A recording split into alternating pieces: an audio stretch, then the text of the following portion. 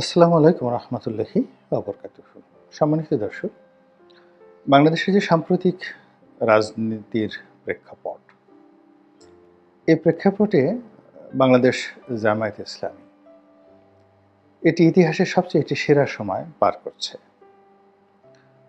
এই জামাত নামক যে দলটি, যেটি ব্রিটিশ ভারতে প্রতিষ্ঠিত হয়েছিল, প্রতিষ্ঠার পর থেকেই ভারতে এবং পাকিস্তানে মানে তাদের বিপদ এবং বিপত্তির শেষ ছিল না, এবং সবসময়টাতেই তারা যাকে বলা হয় রাষ্ট্রশক্তির দহন, দমন, পীড়ন, নির্যাতনের শিকার হয়েছে।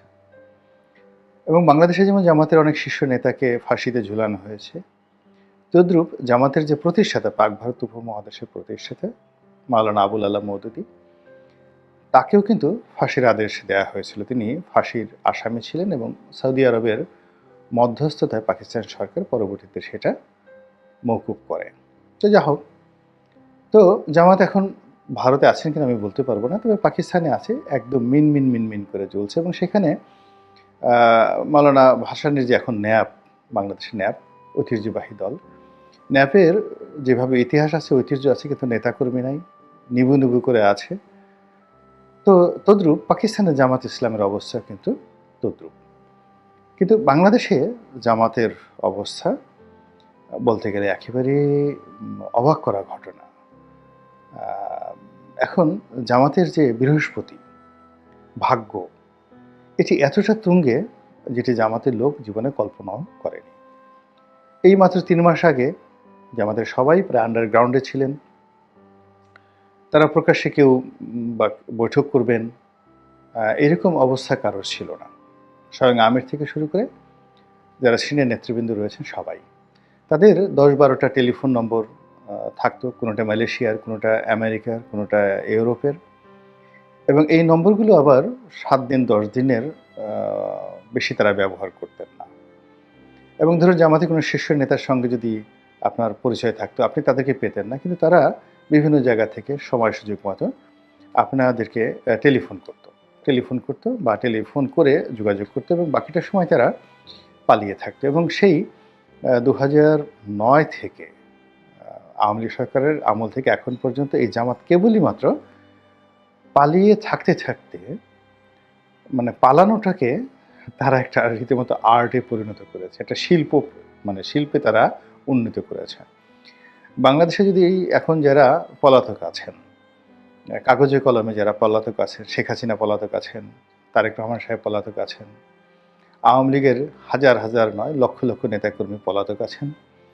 তো কিভাবে পালাতে হয় নিরাপদে, কিভাবে পালিয়ে নিরাপদে থাকতে হয়, কিভাবে জেলে যেতে হয়, আবার জেল থেকে নিরাপদে বের হয়ে আসতে হয়, এবং বের হয়ে কি করে রাজনীতি করতে হয়, তারপরে শক্তিধর লোকদের ছায়াতলে কিভাবে থাকতে হয়, এবং জেলে যাওয়ার পরেও রাগ না করে সেই জেলারের সাথে সম্পর্ক রাখতে হয়, মানে কারোর সাথে কোনো দ্বন্দ্ব সংঘাত না করে কি করে নিজেদের অস্তিত্ব বজায় রাখতে হয়, সাস্টেনেবল পাওয়ার।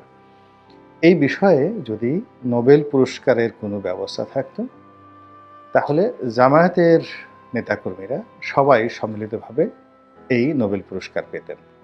এক, এই ব্যাপারে যদি কোনো গিনেস বুক অফ রেকর্ডে যাকে বলা হয় কোনো তালিকা তৈরি করা হতো, যে সবচেয়ে বড় একটা জাতিগোষ্ঠী, বড় একটা ধর্মীয় গোষ্ঠী, বড় একটা রাজনৈতিক দল, যাদের লক্ষ লক্ষ নেতাকর্মী রয়েছে, তারা সেই ১৫ বছর পর্দার অন্তরালে থেকে কি করে যোগাযোগ রক্ষা করেছেন, কি করে নিজেদের বংশবৃদ্ধি করেছেন, যাকে বলা হয় বায়োলজিক্যাল বংশবৃদ্ধি এবং পলিটিক্যাল বংশবৃদ্ধি। অর্থাৎ এই যে তারা পালিয়েছেন, তাদের সন্তান উৎপাদন বন্ধ থাকেনি, দাম্পত্য সম্পর্ক বন্ধ থাকেনি, এবং এই ১৫ বছরের মধ্যে জামাতের এই প্রথম সারির যারা পালিয়েছিলেন তাদের বাচ্চা কাচ্চা হয়নি, এরকম ঘটনা আপনি দেখতে পাবেন না। তো এটাকে বলা হয় রিপ্রোডাক্টিভ হেলথ। তো এই কাজগুলো তারা করেছেন।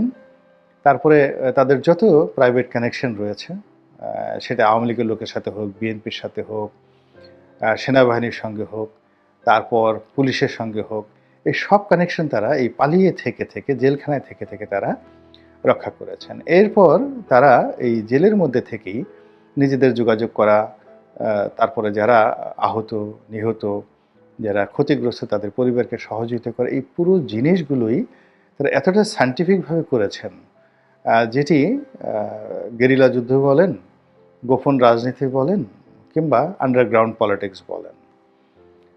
এই ইতিহাসে জামাতের নাম একটি সফল সংগঠন হিসেবে লিখতে হবে, চমৎকারভাবে লিখতে হবে। এবং এই কাজগুলো লিখতে হবে এই কারণে যে তারা এই কাজ করে সফল হয়েছেন। এবং আওয়ামী লীগের যারা লোকজন রয়েছেন তাদের সবারই উচিত স্থানীয় যার যার জায়গা থেকে জামাতের নেতাদের কদমবুছি করা, তাদেরকে চুমাচুমি করা, তাদের সঙ্গে জড়িয়ে ধরা, এবং তাদের শরীরের মধ্যে যে মাজেজা রয়েছে বা বরকত রয়েছে সেইগুলো নিজেদের শরীরের মাখায়। কারণ হলো তাদেরকেও কিন্তু অন্ততপক্ষে 10 থেকে 15 বছর এভাবে পালিয়ে থাকতে হবে।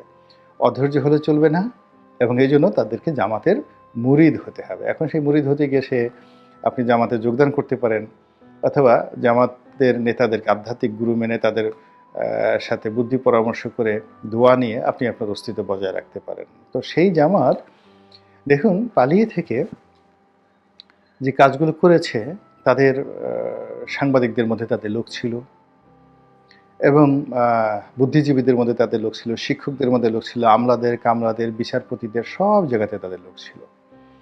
এবং দেখুন মাত্র 7-8 দিনের মধ্যে তারা তাদের পুরো যে সেট আপটা, সেটা শিক্ষা প্রতিষ্ঠান, ছাত্র এবং শিক্ষকদের মধ্যে, কর্মচারীদের মধ্যে তারা they have done very very successfully.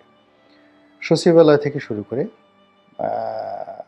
মানে সেনাবাহিনীতে শুরু করে পুলিশ বাহিনীতে, অল কে পোস্টগুলো, এমনকি এই উপদেষ্টা মণ্ডলীতে আমি নাম ধরে ধরে বলে দিতে পারি যে এই লোকগুলো শিবিরের, এই লোকগুলো জামাতের, এবং এই লোকগুলো জামাত মাইন্ডেড, এই লোকগুলো জামাতকে ফান্ড করেছে, এবং এই লোকগুলোকে জামাতকে ভালোবেসেছে, এবং এদের সাথে জামাতের এইভাবে যোগাযোগ হয়েছে। টু দি পয়েন্ট আমি বলে দিতে পারবো, মানে it means this government is governed by Jamaat Islam. এখন এই বিষয়টি আওয়ামী লীগের লোকজন তো বুঝতে পারেই নেই, এখনও পর্যন্ত বুঝতে পারেনি, আর বিএনপির লোক দিন 15 হলো বুঝতে পেরেছে, এর আগ পর্যন্ত তারা বুঝতে পারেনি।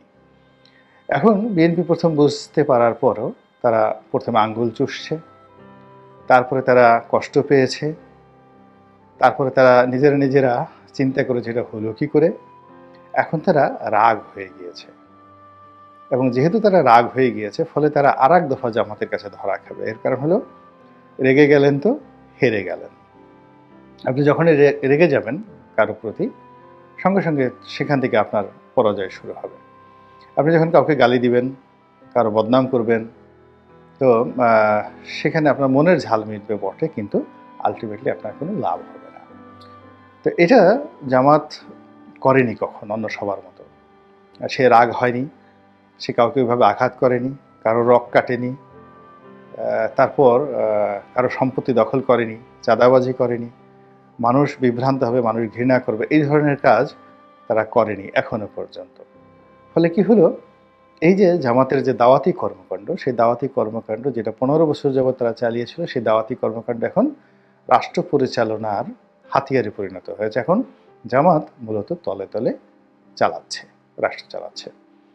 এখন এই যে তাদের যে তলে তলে রাষ্ট্র চালানোটা, এটি হয়তো বছরখানেক এভাবে তারা চেষ্টা করবে বিভিন্ন ফর্মে।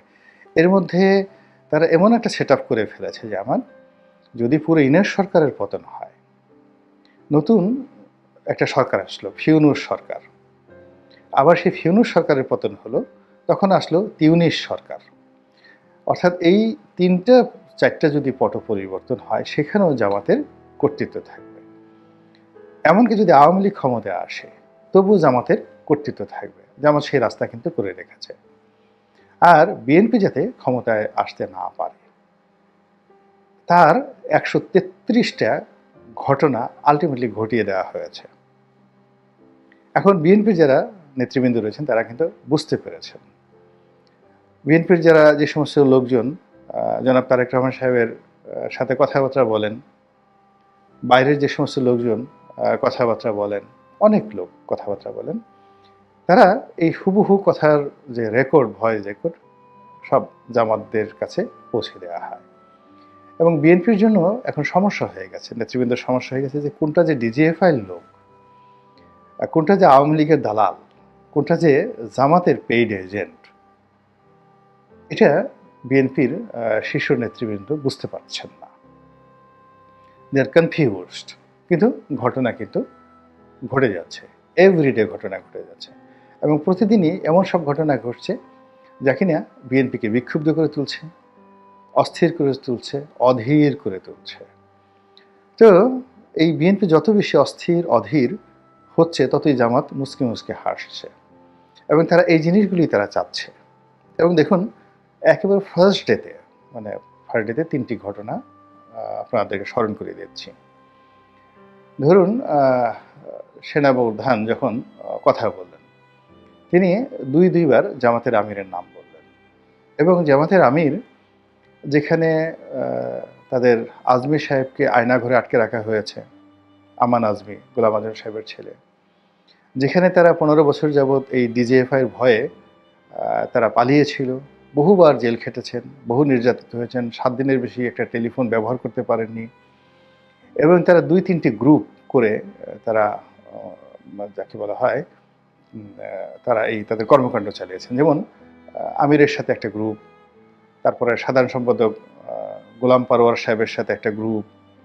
তো এই গ্রুপ, অর্থাৎ একটা গ্রুপ যদি ধরা পড়ে আরেকটা গ্রুপ সঙ্গে সঙ্গে অ্যাক্টিভ হয়ে যাবে। এভাবে মানে A team, B team, C team তারা দাঁড় করিয়ে তারা কাজ করে যাচ্ছিল। তো ঠিক সেই অবস্থাতে তাদের সাহস, কনফিডেন্স এবং কমিউনিকেশন কত স্ট্রং যে ক্যান্টনমেন্টে যখন ডাকা হলো, আমার সঙ্গে যদি ক্যান্টনমেন্টে 3-4 বার আমাকে ধরে নেওয়া যাওয়া হতো, তারপরে আমি যদি ক্যান্টনমেন্টের ভয় থাকতাম, আমি তো যেতেই সাহস পেতাম না। কিন্তু জামাত সবার আগে চলে গেল এবং গিয়ে পুরো পরিস্থিতি সেখানে এমন নিয়ন্ত্রণে নিয়ে আসলো যে আওয়ামী লীগের আমলে নির্বাচিত বা নিয়োগকৃত সেনাপ্রধান, যিনি কিনা শেখ হাসিনার আত্মীয়, তিনিও জামাতের প্রেমে মুগ্ধ হয়ে গেলেন। তিনি বারবার শুধু জামাতের কথা বললেন।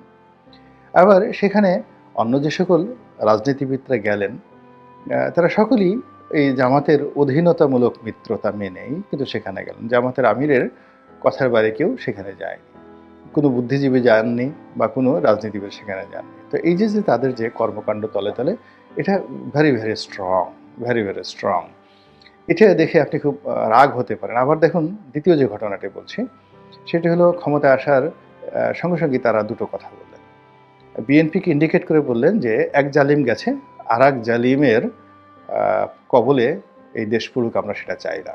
Message is very clear. এবং সেই কাজটি কিন্তু তারা, মানে যে জালিম, আপনি যে একটা জালিম, এটাকে প্রমাণ করার জন্য যা যা করার দরকার সেই জিনিসগুলো করা হয়ে গেছে।